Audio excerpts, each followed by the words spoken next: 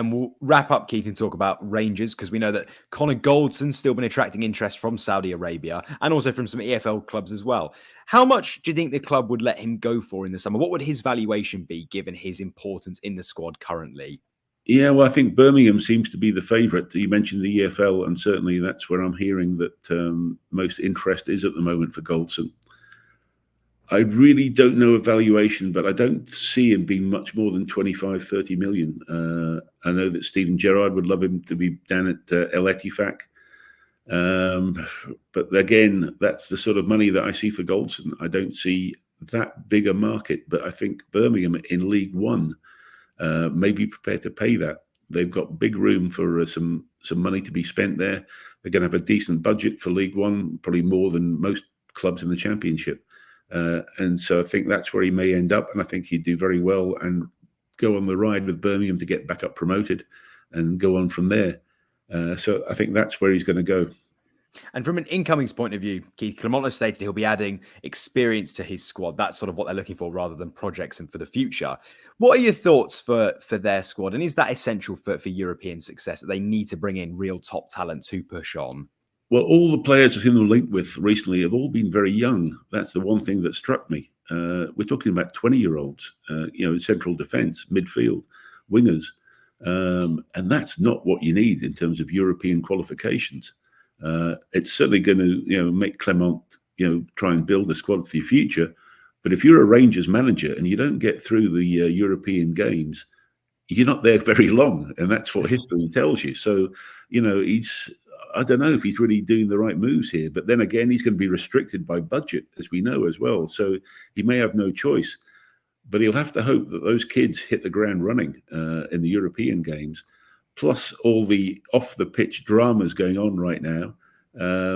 It's, Clement's got his work cut out, because I say that there's a real knee-jerk reaction to managers if they don't get through European stages.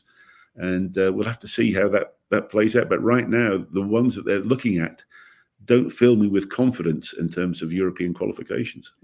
Picking up on Clement, actually, Keith, Nsiala said he signed for the club because of the Clement's faith in him and the appeal of the club. Do you think that is a new pull factor at Rangers now? And with Clement stapled in there, could they actually see some really big signings this summer simply because of his name? I think certainly in France, he's got a great reputation for taking young talent through, and there's no doubt he's a good manager for that.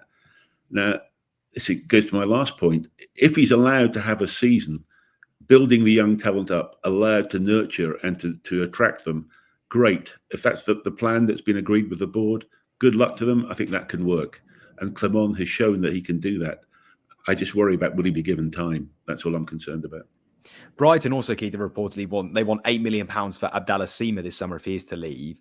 Is that then a sort of a no-brainer signing for Clement? Given his success last season and the excitement the fans had watching him, should they go all out to bring in Sima this summer? Yes, they should. That's one I would definitely think will be done. I expect it to be done very quickly. And that's one that, to me, fits and makes sense. So, yes, I would hope that would be done.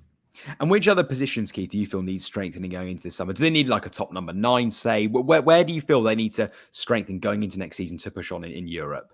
Well, all the activity so far has been towards the back, really. And that seems to be where Clement is intent on shoring up what was a pretty leaky defence towards the end of last season. So that's where he seems to have his work cut out. Obviously, the club also does need a strike force. Clement does love to play with wingers as well, but he is going to need a number 9 to be serviced by those wingers as well. So, yeah, he's focusing on his defence. He wants to start, I think, being strong at the back and gradually work out from there. But a lot of work to be done to strengthen that squad up to the quality that needs to be done to compete with Celtic and also for the European games. We know, Keith, that the Ibrox saga is still sort of rolling on, waiting to see what's going to happen with that. How long could that sort of whole saga take, do we feel? When are we expecting an update potentially, Keith, on the state actually of Ibrox and where Rangers are to play next season? Well, I've had a pretty big mailbag, if you like, after my last comments about Ibrox and the situation with it right now. I've had a lot of correspondence, shall we say, with the Rangers fans about this. Look, we still haven't had any comment really from the board, and that's what I'm disappointed in. I did urge for transparency in our last podcast, and that to me would be the key thing. There's some worrying, dates coming up soon. Things have got to be resolved. I think they've got 2 big friendlies coming up with Ajax and Man United, and that's going to be at Murrayfield. It's not great having to play your games in a different city, and that's what it's looking like is going to start. I don't know enough about the issues to understand why they can't play with just 3 sides of the stadium functioning, which to me would be the obvious and easiest way to go forward. I don't know what's happening. I know the pitch had to be relayed after a Pink concert, I believe, but still, I don't see why that can't be done. I mean, I've been in many stadiums where stands have either been knocked down, being rebuilt, whatever. In fact, I was at Hertha Berlin when that stadium was being redone, and I think 2 sides were completely knocked out, but games could still get played at home. And I think that should be the preference. But obviously, for whatever reason, it's not. But we're not being told the reasons. And I think it would be really good for the board to come out and be transparent. It's whether, Murrayfield could be the only option for them, or I don't know what is availability of Hampden. I think there are other things that would stop that from happening. Again, we're not being told what the options are, what's being explored, what needs to be done. And this is what leads this vacuum, and then all this conjecture and rumours. And Glasgow is the greatest city in the world for rumours about football from one side or the other. It fills that vacuum of information if the board don't fill it themselves. I'm also hearing a lot of rumours about potential takeovers of Rangers again. So the whole picture is very muddy at the moment. And again, we need somebody to stand up and show leadership in the executive team and on the board and try and clarify these points and show that there is a plan and that things are being worked through properly. But yeah, I would say it's worrying times for Rangers fans right now. To wrap up on that then, Keith, what is an update, please, on a potential takeover of the club, and what's the likelihood of that happening? Well, I think it's a fairly strong likelihood that something is going to happen pretty soon.